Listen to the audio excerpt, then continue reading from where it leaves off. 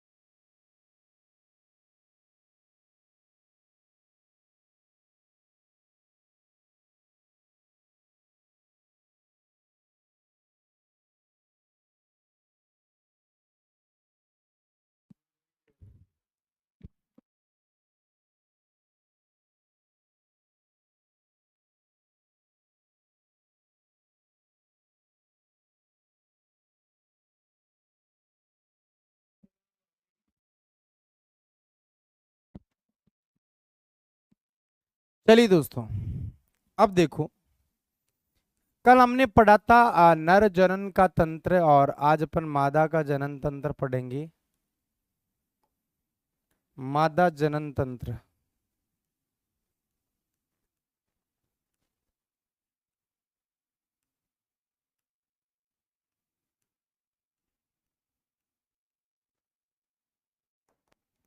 Female reproduction system.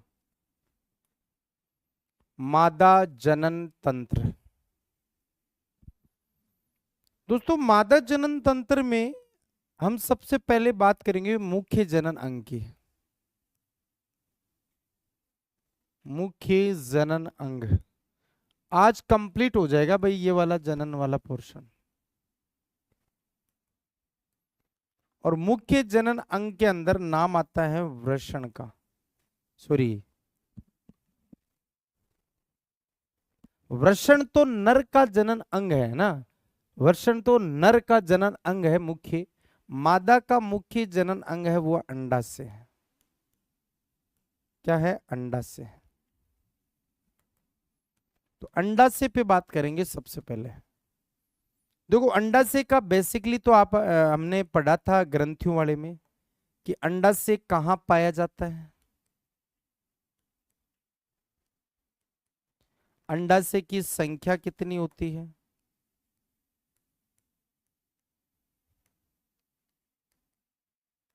अंडाशय से hormone कौन से आते हैं? कितने हार्मोन आते हैं? तो देखो, अंडाशय जो है वो उदर गुहा या एब्डोमिनल केविटी में पाया जाता है। उदर गुहा में। उदर गुहा मैंने आपको बताया ना, यहां से ऊपर वाली गुहा ये वाली, ये वक्ष गुहा, इसके नीचे वाली गुहा उदर गुहा होती है। संख्या इसकी दो होती है, एक जोड़ी। और इससे दो हार्मोन आते हैं। दो हार्मोन आते हैं इससे। First, oestrogen.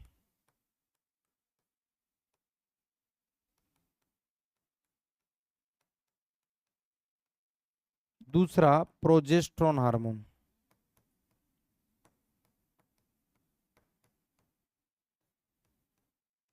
एक एस्ट्रोजन हार्मोन और दूसरा प्रोजेस्ट्रॉन हार्मोन। ये दो टाइप के हार्मोन आते हैं यहां से।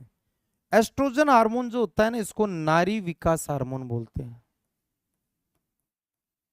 नारी विकास हार्मोन। और इसको बोलते हैं प्रेगनेंसी हार्मोन। क्या बोलते हैं? Pregnancy hormone. ठीक है, ये तो इसका बेसिकली है, ये आपको ध्यान रखना है। एक बार इसको पढ़ो। फिर अंडाशय के अंदर दो चीजें पढ़ेंगे, एक ग्राफियन पुट्टिका, एक अंड जनन कोशिका, वो देखेंगे।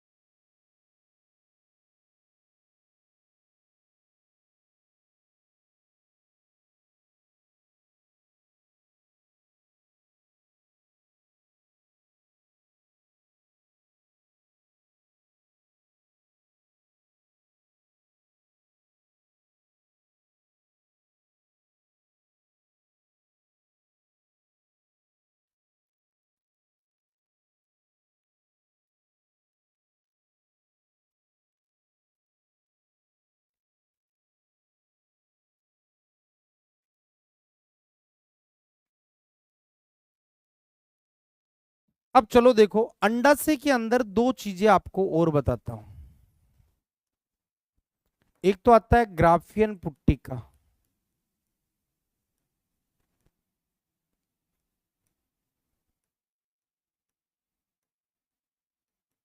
एक तो ये, और एक आता है अंड जनन कोशिका।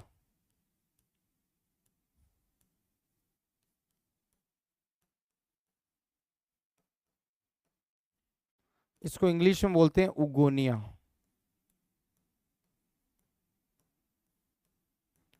देखो, ग्राफियन पुट्टिका से एस्ट्रोजन हार्मोन का निर्माण होता है।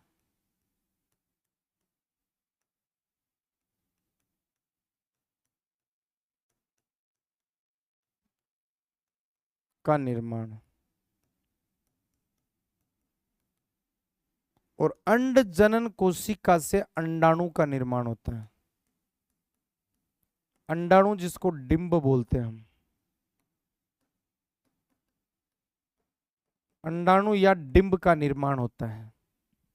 तो ये दो चीजें और ध्यान रखना है।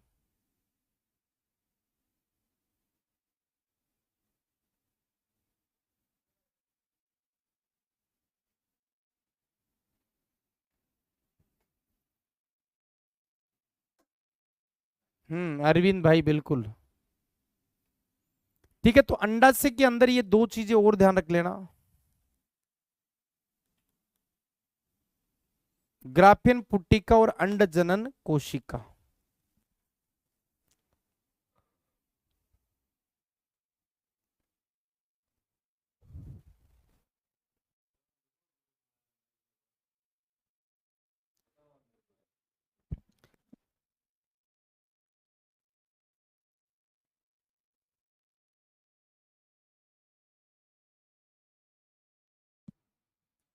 चलिए, अब देखो,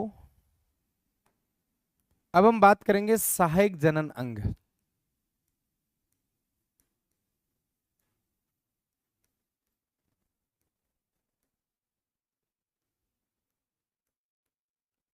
सहायक जनन अंग,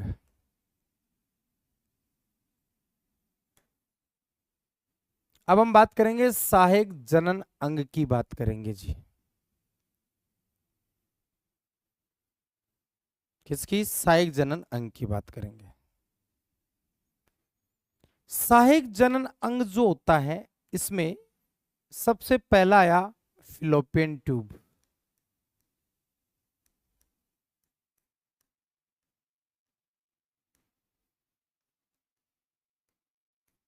क्या आएगा? Fallopian tube. और फिलोपियन ट्यूब को हम अंडवाहिनी या डिंब वाहिनी भी कहते हैं। अंडवाहिनी या फिर हम इसको डिंब वाहिनी भी कहते हैं।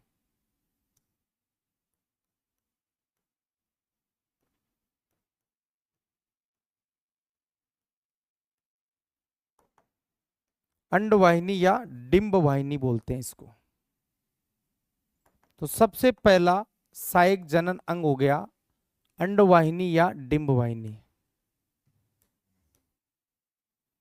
अब देखो, यहां से सवाल क्या बनेगा, फिलोपियन ट्यूब क्या होता है? तो ध्यान रखना, यहां पर एक तो निषेचन की क्रिया होती है।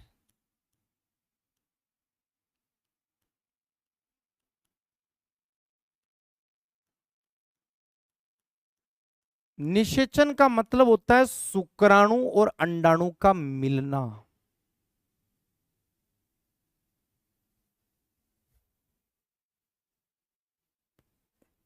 अनूप गुजर, ये क्या लिखा है? ये देखिए, हिंदी में लिखा होगा, एस्ट्रोजन हार्मोन का निर्माण ग्राफियन पुट्टिका से और प्रोजेस्टेरोन प्लेसेंटा से बनता है।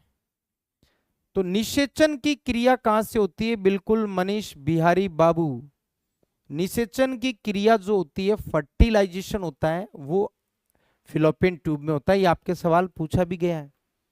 निषेचन क्या होगा? अभी हम निषेचन को विस्तार से अलग पढ़ेंगे, शुक्राणु और अंडाणु का मिलना। नेक्स्ट आता है अगला, अगला सहायक जनन अंग है, वो है गर्भाशय।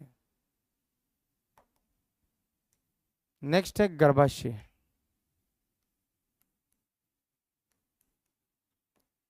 इसको इंग्लिश में आप यूट्रस या बच्चादानी हिंदी में और कह सकते हो, यूट्रस कह सकते हो, बच्चादानी कह सकते हो। सबसे पहले देखो इसमें दो सवाल बनते हैं। एक तो बनता है इसका आकार कैसा है, और एक बनता है इसका वजन कितना होता है। इसका आकार और वजन,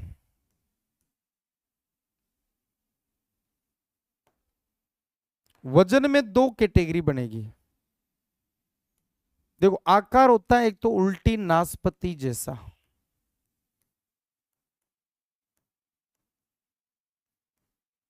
अगर पूछे मादा के गर्भाशय का या यूट्रस का आकार कैसा होता है, तो वो आकार होता है उल्टी नाशपाती कर दो, अनाशपाती को उल्टा कर दो वैसा होता है।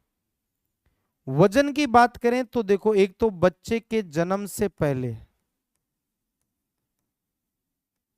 बच्चे के जन्म से पहले, और एक बच्चे के जन्म के बाद।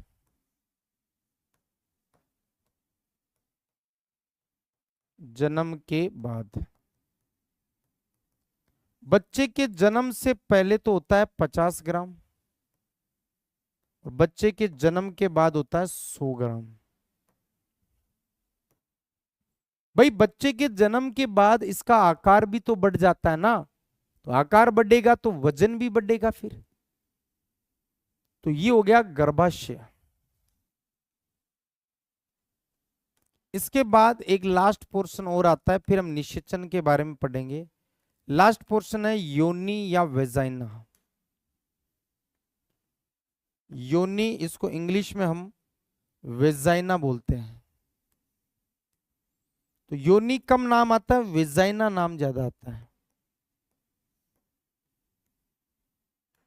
इसका देखो मुझे आज भी याद है, आपके आर्मी में एक बार सवाल आया था, और वो आया था बर्थ कैनाल किसको कहा जाता है।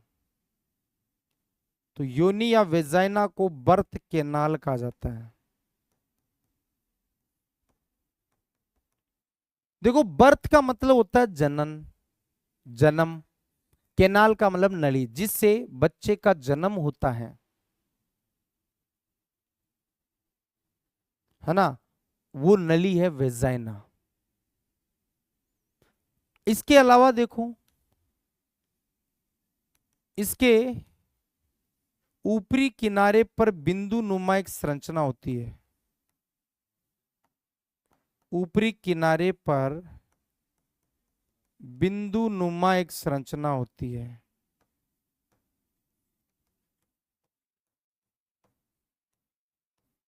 और इस बिंदु नुमा संरचना को हम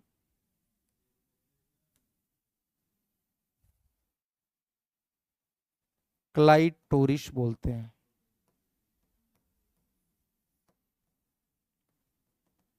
क्या बोलते हैं? क्लाइटोरिस। महिला के वेजाइना के ऊपर एक बिंदु नुमा संरचना होती है जिसको हम क्लाइटोरिस कहते हैं।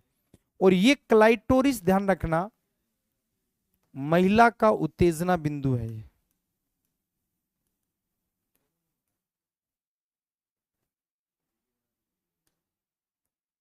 इसको महिला का उत्तेजना बिंदु कहा जाता है।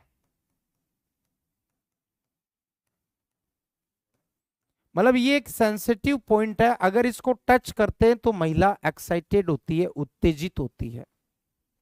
वो पॉइंट है आपके क्लाइटोरिस।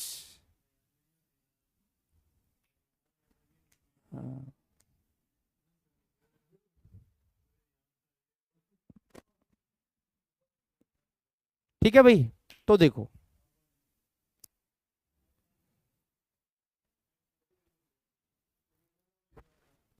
तो क्लाइटोरिस महिला का उत्तेजना बिंदु बिंदु है, एक्साइटेड पॉइंट है। और ये पुरुष के शिशन के समजात होता है। पुरुष के शिशन के समजात होता है। भाई पुरुष के शिशन के समजात कैसे? जब महिला और पुरुष, जब भ्रूण से अंग बनना शुरू होते हैं, शिशु में कन्वर्ट होता है, तो वेजाइना और शिशन दोनों बनते हैं। अब किसके जीन भारी रहते हैं? अगर लड़की के जीन भारी हुए तो शिशन रुक जाएगा, और वेजाइना बनती रहेगी। तो वो सीसन का एक छोटा पार्ट होता है जिसको हम क्लाइटोरिस कहते हैं। एक्साइटेड पॉइंट होता है ये।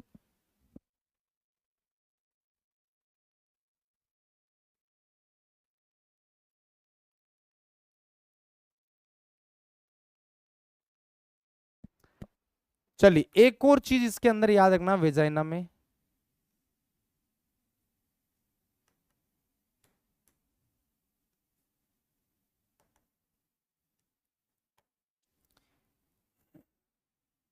इसके ऊपर एक झिल्ली पाई जाती है। वेजाइना में एक झिल्ली पाई जाती है जिसको हिंदी में बोलते हैं योनि छद। पहले इंग्लिश वाला लिख दूं, हाइमन बोलते हैं इसको। हाइमन झिल्ली है, इसको हिंदी में योनि छद कहते हैं। योनि छद। और याद रखना इसका महिला में पाया जाना, इसका पाया जाना कौमार्य का लक्षण माना जाता है। कौमार्य का मतलब कुंवारी का लक्षण माना जाता है। भाई कहा जाता है कि अगर लड़की में अगर ये झिल्ली एकदम सेफ है तो वो लड़की कुंवारी है, अनमेरिड है। अब दोस्तों क्या होता है, कई बार मान लो ये झिल्ली सेफ नहीं आई और हम तो शक करने लगे ना कि भाई ये कुंवारी नहीं है, इसने पहले संबंध बना रखे हैं किसी के साथ। तो मैं आपको बता दूं इस झिल्ली के फटने के कई कारण हो सकते हैं। पहला कारण, अगर लड़की कुंवारी है उस दौरान अगर वो एक्सरसाइज या व्यायाम करती है तो उससे भी झिल्ली फट सकती है। अगर वो लड़की साइकिलिंग करती है, साइकिल चलाती है, तो उससे भी झिल्ली फट सकती है। और अगर चरित्र खराब है तो दूसरे संबंध भी बना ले तो भी झिल्ली फट जाएगी। तो ये 3-4 कारण हो सकते हैं झिल्ली फटने के। ठीक है ना। ऐसा नहीं कि झिल्ली नहीं है तो वो कौमारी नहीं है, कुंवारी नहीं है, ऐसा नहीं है। हो सकता है साइकिलिंग से फटी हो सकता है एक्सरसाइज से फटी हो। अगर किसी गैर मर्द के साथ संबंध बनाने से फटी है तो फिर वो आपको भी न्याल नहीं करेगी भाई, है ना। तो ये ध्यान रखना है, ये इतना सा ध्यान रखना।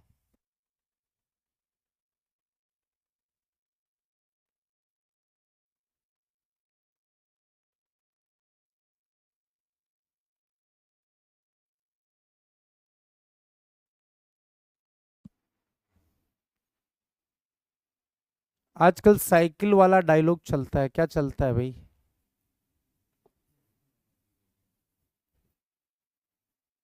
सर मैं ऐसा आदमी नहीं हूं। कैसा आदमी नहीं है जो शक नहीं करता है, ऐसा? सर सभी तरह से लड़कियों को बचना पड़ता है। हम्म। झिल्ली का मतलब मेम्ब्रेन होता है भाई, झिल्ली को मेम्ब्रेन बोलते हैं। हाइमन झिल्ली। हाँ झिल्ली फटने से ब्लडिंग होती है रविंद्र यादव, बिल्कुल झिल्ली फटती है तो ब्लडिंग होती है। हम्म।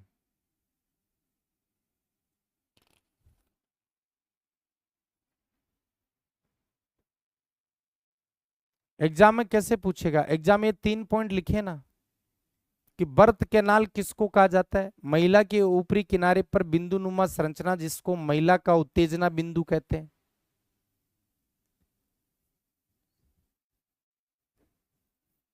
सर एक बार और बता दो, क्या बताऊं? 3 पॉइंट है, तीनों आपके सामने। मजे ले रहा हो है ना, पढ़ने पर ध्यान दो। आगे चलेंगे।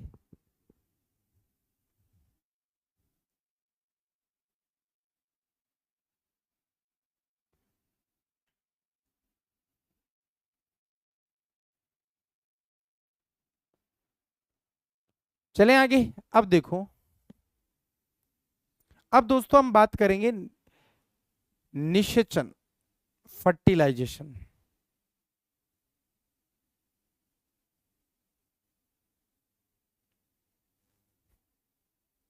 देखो निषेचन फर्टिलाइजेशन, अब ये लेंगे हम।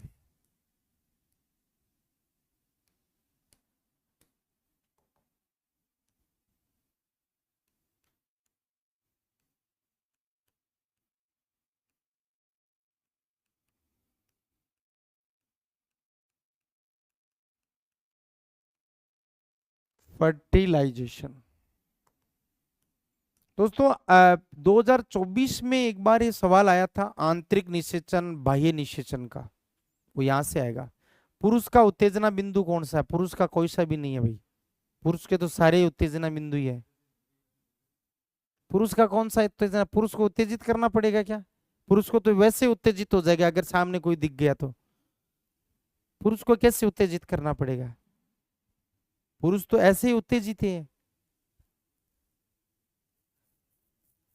ना, पुरुष में कोई उत्तेजना बिंदु नहीं होता। हम्म।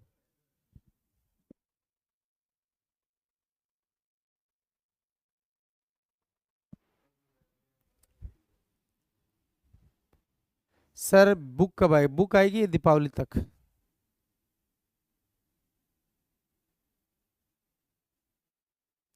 नर्सिंग के बेस से आर्मी जीडी नहीं होगा क्लियर, नर्सिंग का अलग है। ठीक है, तो देखो निषेचन, निषेचन या फर्टिलाइजेशन क्या होता है? निषेचन होता है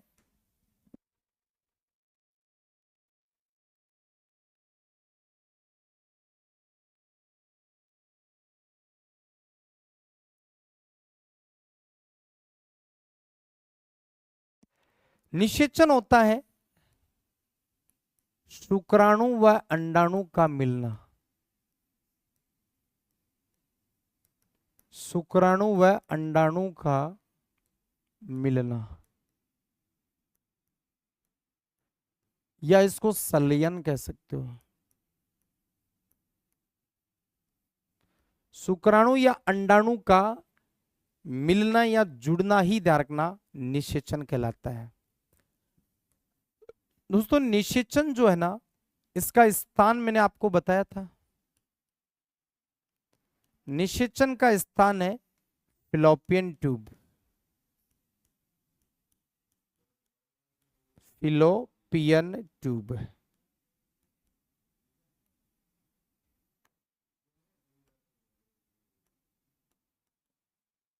इसको आप अंडवाहिनी या डिंब वाहिनी कहते हैं। अंडवाहिनी या डिंब वाहिनी बोलते हैं।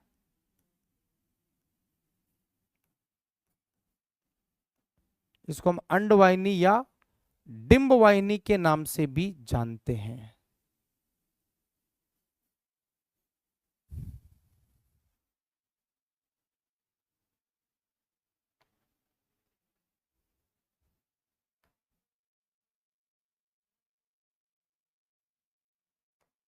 चलो आगे बढ़ो।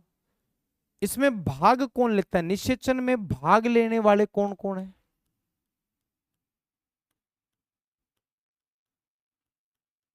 निषेचन के अंदर ध्यान रखना, अंडाणु पूरा भाग लेगा,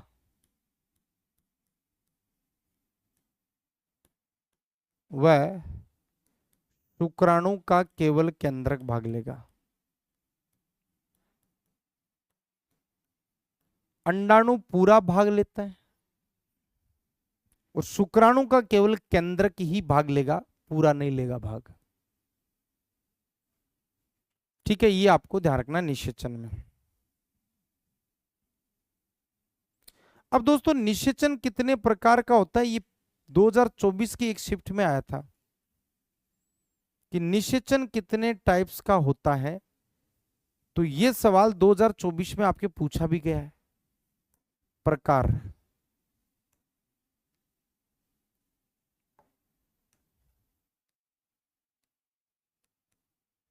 तो निषेचन मेरे भाई दो टाइप का होता है। कितने टाइप का? दो। नंबर फर्स्ट, एक तो होता है बाह्य निषेचन,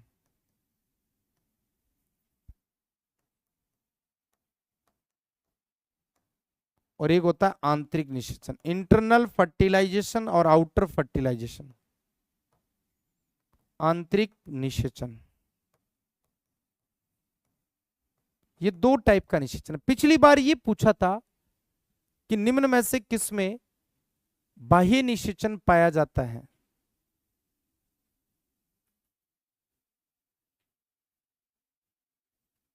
ठीक है, ये ध्यान रखना है। अब पढ़ो एक बार, फिर मैं आपको ये दोनों टाइप्स बताता हूं एक एक करके।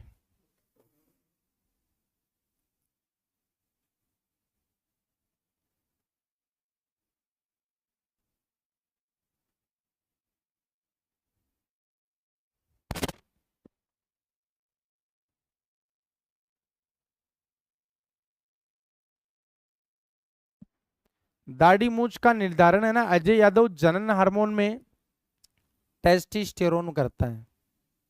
जनन हार्मोन वो आप जाके देखो ना, अंतःस्रावी तंत्र वाले टॉपिक में जाके पढ़ो, वहां मिल जाएगा।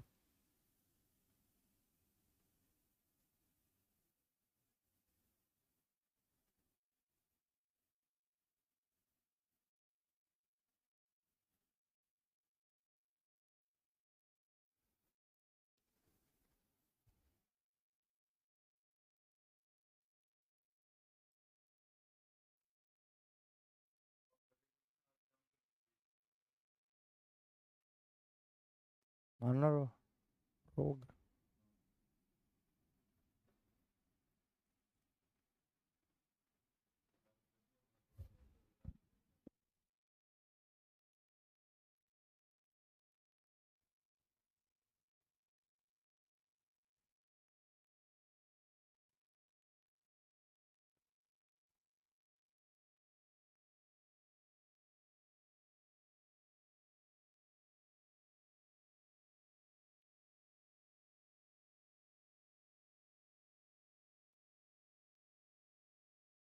चलिए अब देखो दोस्तों, एक साइड में लिखता हूं बाह्य निषेचन,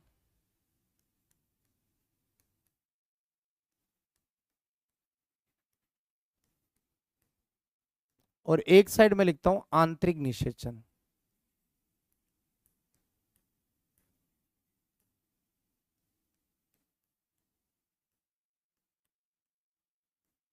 इंटरनल रेस्पिरेशन फर्टिलाइजेशन,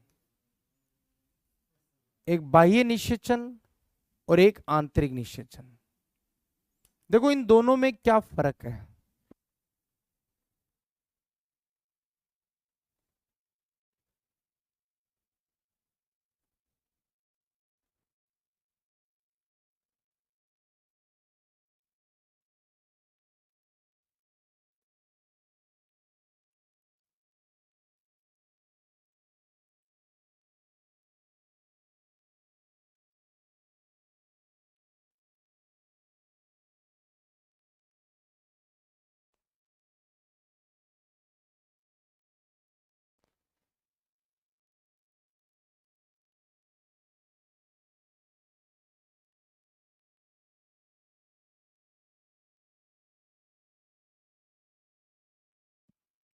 बाह्य निषेचन क्या होता है, तो देखो मादा शरीर के बाहर होने वाला निषेचन,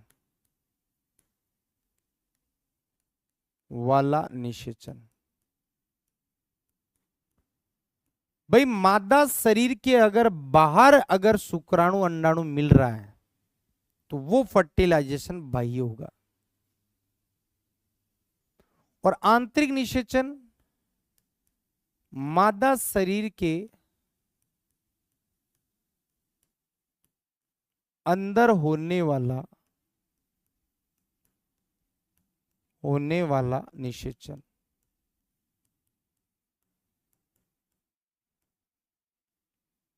तो मादा शरीर के अगर बाहर अगर होता है निषेचन तो बाह्य, और मादा शरीर के अंदर होता है तो उसको आंतरिक निषेचन बोलते हैं।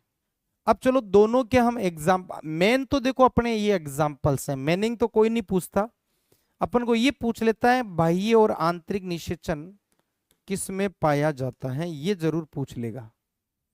तो पहले बाह्य निषेचन की हम बात करें। बाह्य निषेचन में मेंढक है, मछली है, स्टारफिश है, ये तीन नाम ध्यान रखना। मेंढक, मछली और स्टारफिश। इसके अंदर तारा मछली, इसको तारा मछली बोलते हैं हम।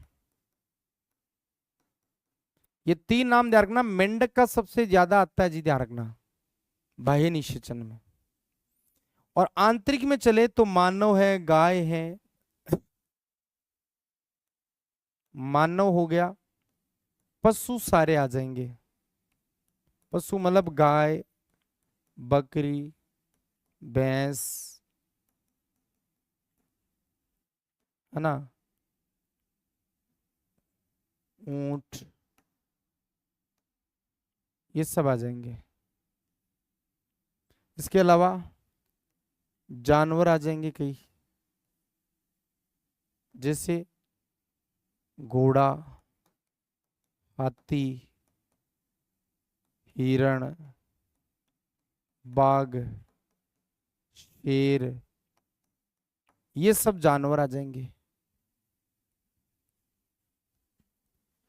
और देखिए पक्षी सारे आ जाएंगे और सरीसृप सारे आ जाएंगे। पक्षी जिसमें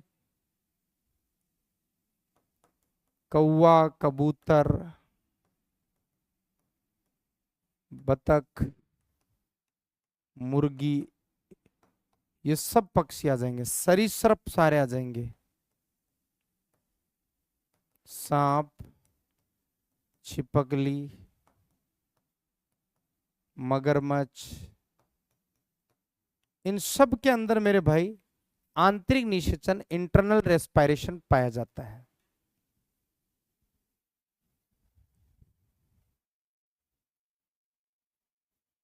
अब पढ़ो एक बार इसको, फिर लास्ट लेंगे हम टेस्ट ट्यूब बेबी।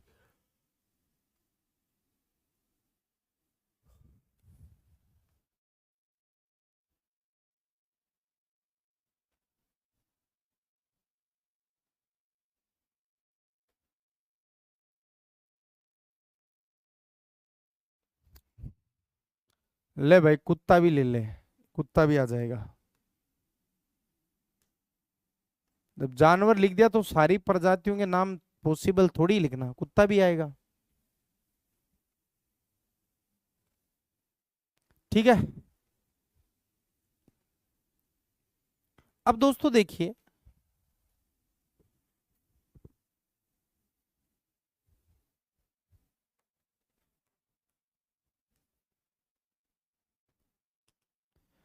शुक्राणु व अंडाणु के मिलने से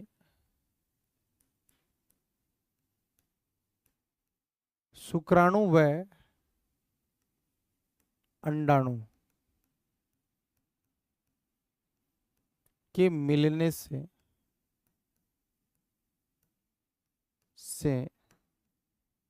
किसका निर्माण होता है? युग्मनज, जिसको हम भ्रूण कह सकते हैं, जिसको हम जाइगोट कह सकते हैं।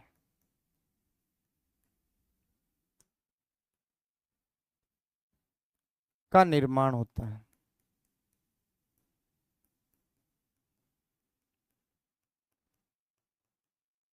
इसका निर्माण होता है, ये ध्यान रखना है। और देखें, और ये जो युग्मनज है ना, युग्मनज, इसको ध्यान रखना, मानव जीवन की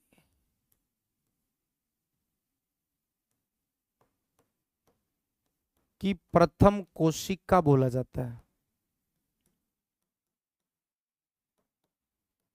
और इसको मानव जीवन की नींव की ईंट कहा जाता है। भाई हम इस दुनिया में पहली बार जब आए थे तो इस रूप में आए हैं सारे के सारे। एक दोस्तों आता है स्थायी गर्भ निरोधक।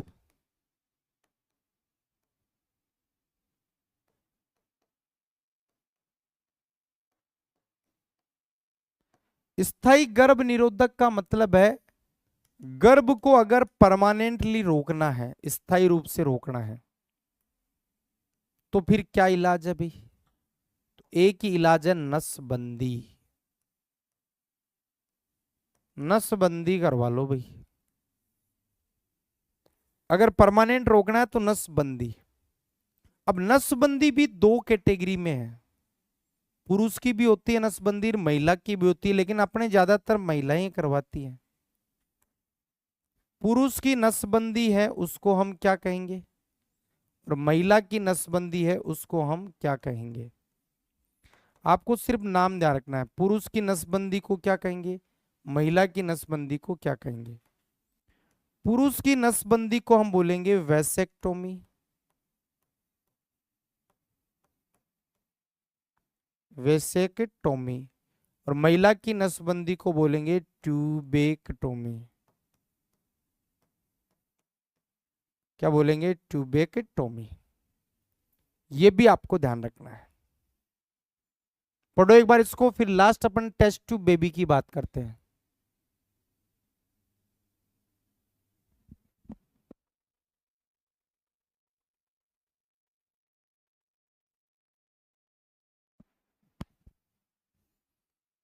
चलें इसके बाद लास्ट लेते हैं टेस्ट ट्यूब बेबी परख नली शिशु।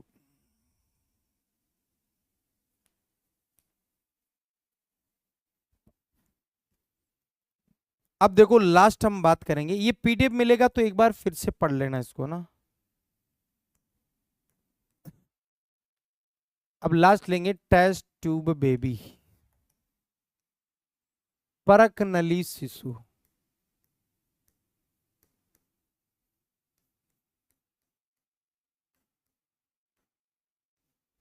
इसको हम बोलते हैं टेस्ट ट्यूब बेबी।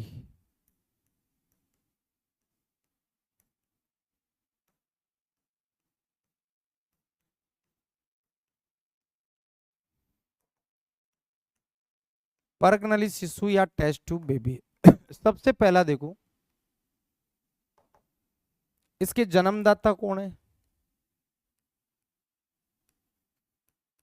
भाई सबसे पहले इस टेक्नोलॉजी को बनाया किसने, तब दो वैज्ञानिक का नाम आता है, एक एडवर्ड और एक नाम आता है स्ट्रेप्टो। एडवर्ड और स्ट्रेप्टो नाम के दो वैज्ञानिक थे जिन्होंने ये बनाया था।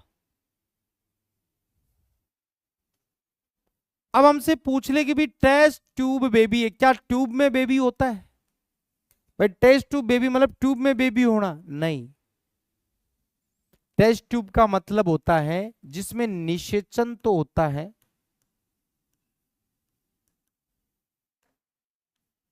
और जब भ्रूण बन जाएगा तो उस भ्रूण का विकास कहां होगा। तब देखो निषेचन तो होता है ट्यूब के अंदर, मतलब शुक्राणु और अंडाणु को तो ट्यूब के अंदर बाहर मशीन के द्वारा मिलाया जाता है। शुक्राणु अंडाणु तो ओरिजिनल होंगे, उनको ट्यूब में मिलाया जाता है क्योंकि अंदर मिल नहीं रहे हैं ढंग से। फिर जैसे ही भ्रूण बनेगा उसको मां के गर्भाशय में छोड़ देंगे, तो भ्रूण का विकास जो है वो उसकी मां के गर्भाशय में ही होगा, मां के यूट्रस में या गर्भाशय में ही होगा। ठीक है। अब हमसे ये पूछ ले, विश्व की प्रथम परखनली शिशु का नाम क्या है।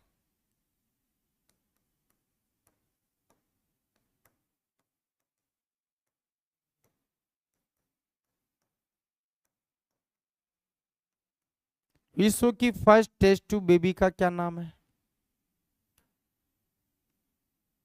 भारत की प्रथम परखनली शिशु का क्या नाम है।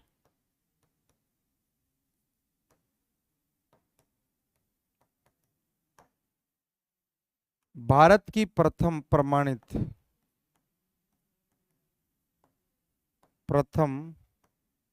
प्रमाणित या दूसरी परखनली शिशु।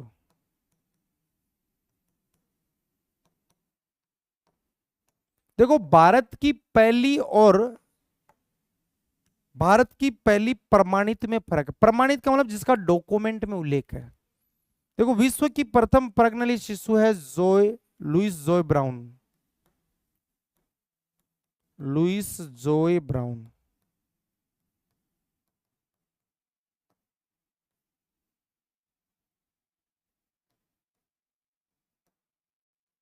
और भारत की पहली है वो है दुर्गा अग्रवाल।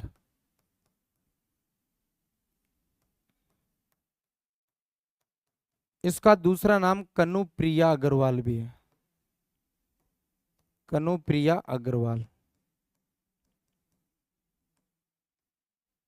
और भारत की पहली परमाणु मतलब जिसका डॉक्यूमेंट में पहला मिलता है वो कौन है?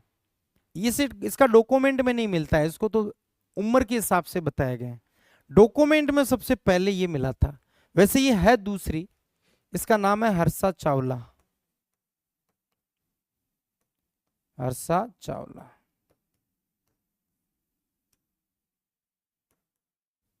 इसके जन्मदाता कौन है अगर पूछ ले? और इसका जन्म कब हुआ? मतलब इसको बनाने वाले कौन थे? तो बनाने वाले यही थे, एडवर्ड व स्ट्रेप्टो थे। एडवर्ड और स्ट्रेप्टो थे। लुइस दोय ब्राउन का जन्म हुआ था 25 जुलाई 1978। 25 जुलाई 1978 को हुआ था। ऐसा ही इसमें पूछ ले, इसके जन्मदाता इसको किसने बनाया था और जन्म कब हुआ? इसमें भी जन्मदाता कौन है और इसका जन्म कब हुआ था? इसका है डॉक्टर सुभाष मुखोपाध्याय।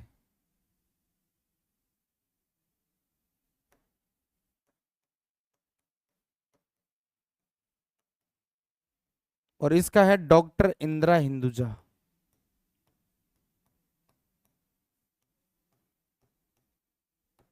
डॉक्टर इंदिरा हिंदुजा।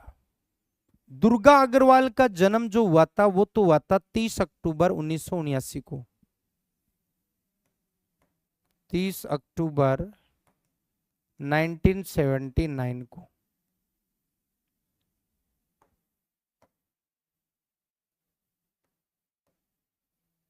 और भारत की पहली परमाणु हर्षा चावला का जन्म हुआ था 16 अगस्त 1986 को।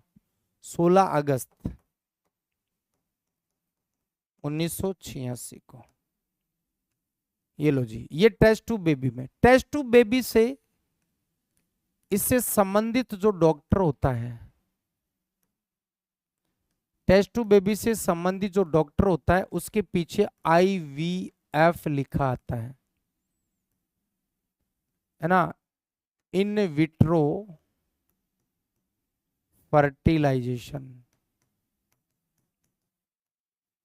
भाई जो डॉक्टर होता है ना टेस्ट टू बेबी का, उसके पीछे IVF लिखा हुआ आता है, इन विट्रो फर्टिलाइजेशन। तो ये ध्यान रखना है। अब देखो मैं आपको एक PDF से और बताता हूं।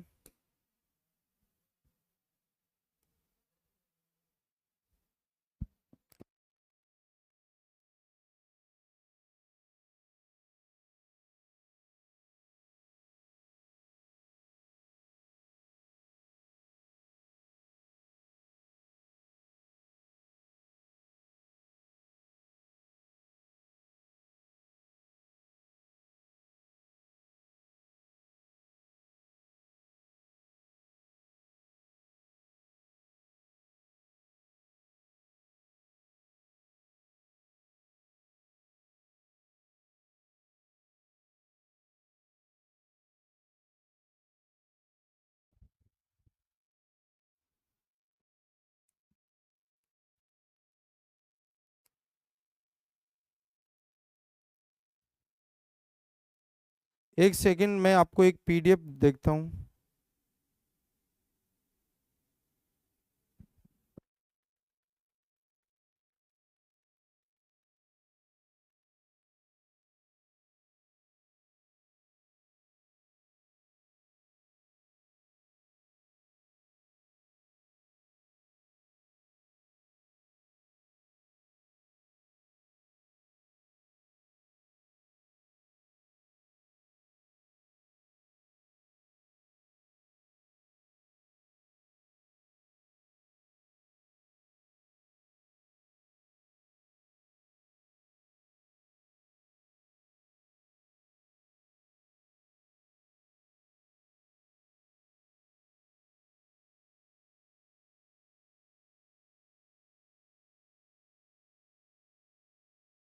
देखो कुछ ये पॉइंट्स हैं, इनको भी थोड़ा सा ध्यान में रख के पढ़ना है जी।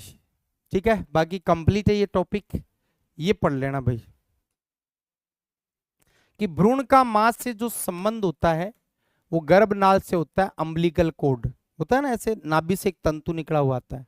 बच्चे के जन्म के बाद पहला दूध कोलेस्ट्रॉम होता है, और इस कोलेस्ट्रॉम में IgA एंटीबॉडी पाई जाती है, एंटीबॉडी है।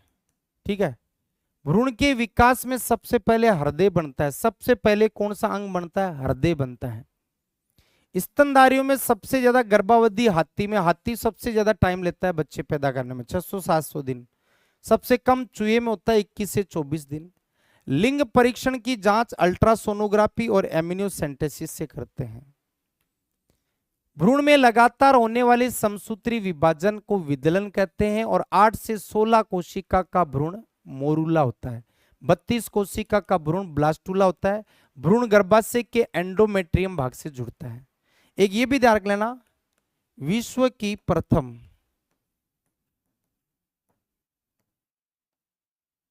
गर्भ निरोधक गोली, गर्भ निरोधक गोली, और भारत की प्रथम गर्भ निरोधक गोली, एक गोली भी आती है जो गर्भ को रोकती है। नसबंदी तो परमानेंट इलाज है, कुछ टाइम के लिए रोकना है तो गर्भ निरोधक गोली है। विश्व की पहली गर्भ निरोधक है जिसका नाम है पिनकस, और भारत की पहली है उसका नाम है सहेली। ठीक है, ये भी ध्यान रखना है। तो ये होता है अपना जनन तंत्र कंप्लीट, और कल पढ़ेंगे हम भोजन के स्रोत, कार्बोहाइड्रेट, प्रोटीन और वसा। ठीक है, जय हिंद, जय भारत।